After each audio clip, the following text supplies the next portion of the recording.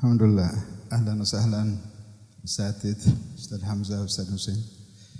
Bismillahirrahmanirrahim. Alhamdulillahirabbil alamin. Assalatu wassalamu ala asyrafil anbiya'i wal mursalin Sayyidina Muhammadin wa ala alihi wa sahbihi wasallam. Amma ba'du. Bapak Ibu yang dirahmati Allah, Assalamualaikum warahmatullahi wabarakatuh. Alhamdulillah wa syukurillah kita bisa bertemu kembali dalam suasana yang insya Allah penuh dengan rahmat dan barakah dari Allah Subhanahu wa Ta'ala. Juga dalam suasana duka di mana musibah yang luar biasa terjadi di Cianjur. Untuk itu nanti mungkin ada dari saudara kita yang mungkin akan mengedarkan mohon bantuan dari Bapak Ibu untuk mereka ya, sebagai rasa simpati persaudaraan kita kepada mereka nanti akan diedarkan. Ada juga World Cup di Qatar ya, di mana ada pesta olahraga dunia diadakan di salah satu negara Islam di Qatar. Dan alhamdulillah ternyata rakyat dan pemerintah Qatar menyambutnya dengan baik dan mengambil kesempatan dalam pertemuan dunia ini untuk memperkenalkan Islam ke dunia. Dan mudah-mudahan memang banyak yang positif dari kesan-kesan yang sudah kita dengar. Dan ternyata memang banyak yang baru tahu tentang Islam dan subhanallah banyak yang masuk Islam. Dan kita doakan terus mudah-mudahan terus banyak orang-orang terutama dari negara barat yang selalu melihat Islam dengan pandangan negatif, akhirnya mereka terbuka dan dengan rasa kagum dan akhirnya mereka dapat hidayah dan masuk Islam. Kita doakan semoga ini terus terjadi. Bapak dan Ibu, tema kita pada pengajian hari ini adalah tentang kembali lagi meneladani akhlak Rasulullah Sallallahu Alaihi Wasallam. Bulan yang lalu kita berbicarakan tentang meneladani akhlak Rasulullah berkaitan dengan keluarga. Kali ini insya Allah lebih khusus lagi, masih berkaitan dengan keluarga tapi khususnya tentang anak. Mungkin sekedar pembuka saja, saya ingin membacakan satu ayat yang berkaitan dengan keluarga, yaitu dalam surah An-Nahl ayat 72 ya, yang bunyinya A'udzubillahi minasyaitonirrajim. Wallahu ja'ala lakum min anfusikum azwajan wa ja'ala lakum min azwajikum banina wa hafadatan wa razaqakum minat thayyibati afabil batili yu'minuna wa bi ni'matillahi hum yakfurun. Shadaqallahul azim. Artinya Allah menjadikan bagi kamu istri-istri dari jenis kamu sendiri dan menjadikan bagimu istri-istri kamu dari istri-istri kamu itu anak-anak dan cucu-cucu dan memberimu rizki dari yang baik-baik, maka mengapakah mereka beriman kepada yang batil dan mengingkari nikmat Allah. Nah, betapa luar biasanya. Jadi Allah itu sudah menyiapkan dan menginginkan apa yang sangat sesuai dengan kebutuhan hambanya, kebutuhan manusia. Kebutuhan manusia itu adalah untuk hidup berpasangan, suami istri. Jadi di sini Allah menjadikan bagi kamu istri-istri kamu dari jenis kamu sendiri. Maksudnya apa dari jenis kamu sendiri? Maksudnya adalah dari jenis manusia. Kita menikah dengan manusia, ya. Bukan menikah dengan jin, bukan menikah dengan malaikat, naudzubillah bukan menikah dengan binatang. Ya. Kita menikah dengan manusia. Dan bagian dari fitrah yang Allah sediakan adalah untuk laki-laki menikah dengan perempuan. Karena fitrah kita yang diciptakan oleh Allah itu, kita itu laki-laki dan perempuan ini hidup berpasangan untuk saling melengkapi. Laki-laki punya kelebihan yang tidak dimiliki perempuan, dan perempuan punya kelebihan yang tidak dimiliki oleh laki-laki, sehingga mereka lebih cocok untuk fungsinya, tugasnya sebagai perempuan. Dan laki-laki pun lebih cocok untuk menjalankan tugasnya sebagai laki-laki. Nah, kemudian dalam ayat yang lain yang berkaitan dengan pernikahan dalam surah Ar-Rum, pernikahan itu ditujukan untuk menghasilkan kehidupan yang sakinah, mawaddah, warahmah. Sakinah memberikan ketenangan, kedamaian, karena berpasangan dengan seorang yang sekufu. Ya. Apa yang dimaksudkan dengan kufu? Artinya berpasangan dengan seorang yang sesuai dengan kita, sesuai dengan apa yang kita butuhkan. Jadi ini penting. Kalau kita ingin menciptakan keluarga yang baik, yang sakinah, mawaddah, warahmah, maka penting sekali untuk kita memilih calon pasangan kita yang sesuai dengan kita. Kesesuaian itu jangan semata-mata dilihat dari kecantikannya, ketampanannya, dari hartanya, kedudukannya di masyarakat, keluarganya dan sebagainya. Itu penting dan itu baik untuk kita pilih berdasarkan itu. Tetapi yang lebih penting lagi adalah yang dimaksud dengan kufu itu adalah seiman. Sama-sama beriman, sama-sama mudah-mudahan orang yang bertakwa kepada Allah Subhanahu wa taala. Dengan demikian, maka kehidupan pasangan suami istri yang seperti ini akan diberkahi oleh Allah.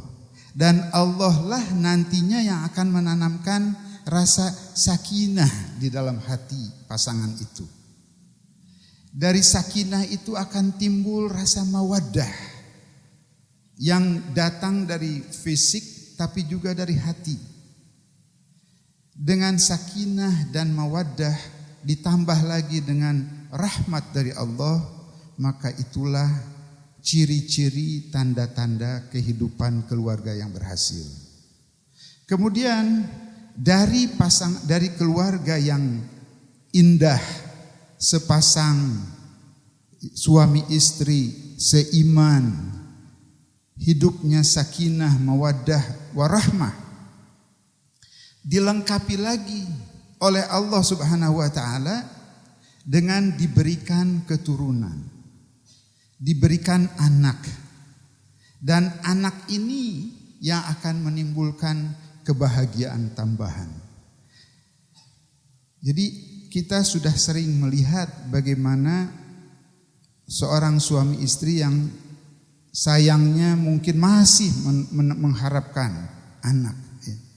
Tentunya berbeda dengan yang sudah beranak, ya, beranak pinak. Mereka akan mendapatkan kebahagiaan yang luar biasa. Karena kebahagiaan tidak semata-mata datang dari materi, ya, tetapi juga bagaimana kita membesarkan anak, memberikan dia rezeki, pendidikan, naungan, perlindungan dan sebagainya. Sehingga mereka akan tumbuh dan membahagiakan kita. Memang mungkin sebagian orang, terutama di barat, akan melihat bahwa aduh punya anak ini repot. Berarti kita mesti kerja keras, mesti nambah income. Karena kita butuh untuk memberikan mereka makanan, pakaian, pendidikan. Betapa repotnya perjuangan seorang ayah dan ibu, ya. Tetapi kenikmatannya akan diraih di kemudian hari. Nah, tentunya dengan Allah memberikan anak ini tidak berhenti juga sampai di situ. Allah pun melengkapi apa yang kita butuhkan. Dari ayat tadi, wa ja'ala wa razaqakum minat thayyibat.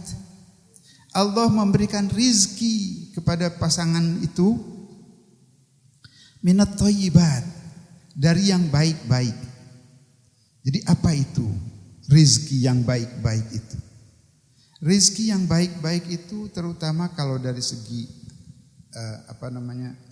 keuangan misalnya ya, atau hartanya.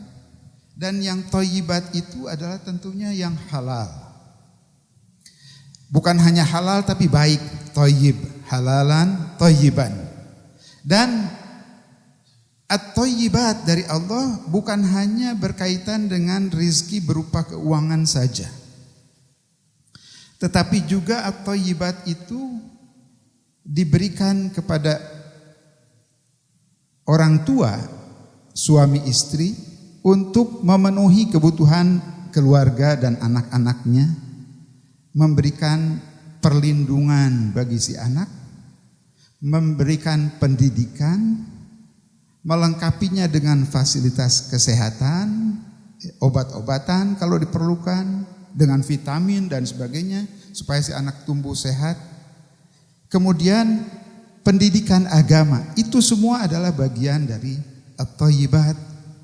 Nah, karena itu maka menjadi tanggung jawab yang besar bagi calon suami untuk mencari calon istri yang baik.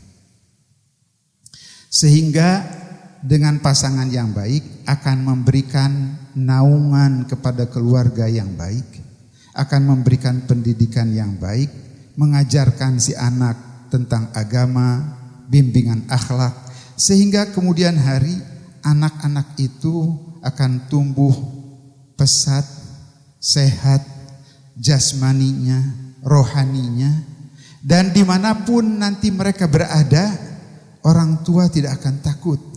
Karena anaknya sudah dibekali dengan cukup bekal. Bukan cuma bekal ilmu keduniaan, tetapi juga ilmu agama.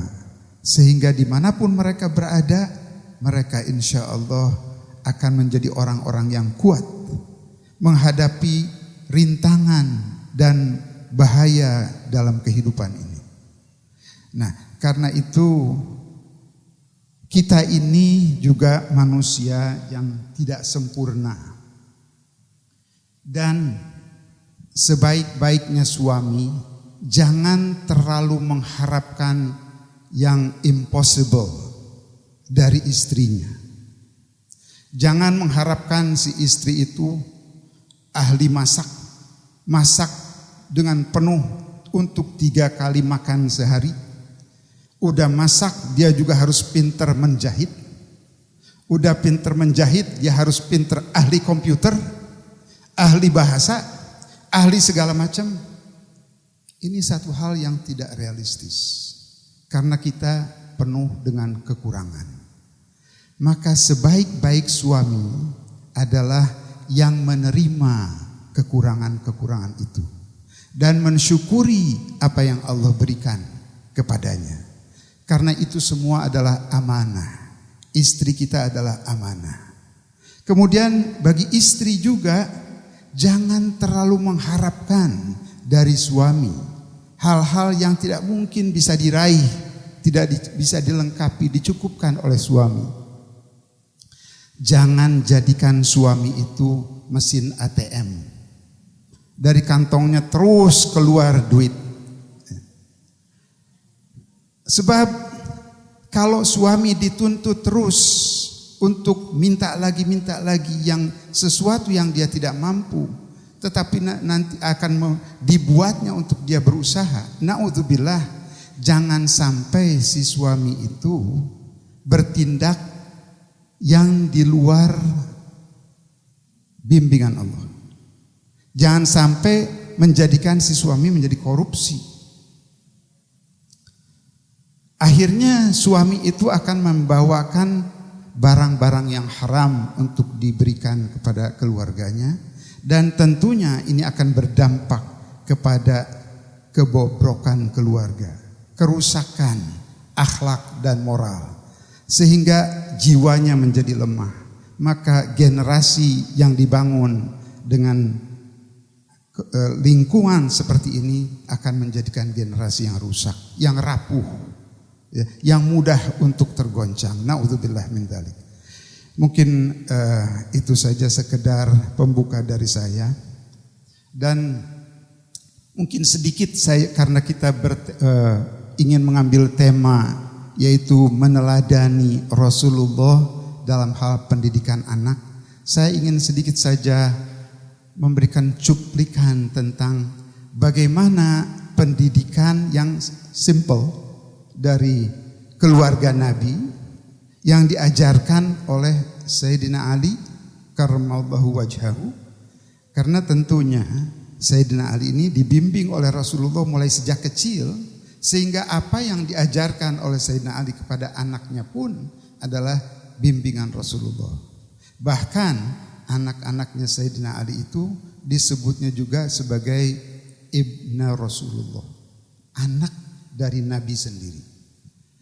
Suatu hari Sayyidina Ali melihat putra-putranya Hasan dan Husain yang masih kecil main dengan anak-anak yang lain, main gundukan-gundukan pasir, biasa bikin bangunan, ya, bikin istana, bentuk macam-macam. Lantas di kalangan mereka ada pembicaraan di kalangan anak-anak ini, "Hei Hasan atau Husain, menurut kamu yang mana nih bangunan yang paling indah, yang paling bagus?" Sayyidina Ali lewat, mendengar pembicaraan anak-anak seperti itu.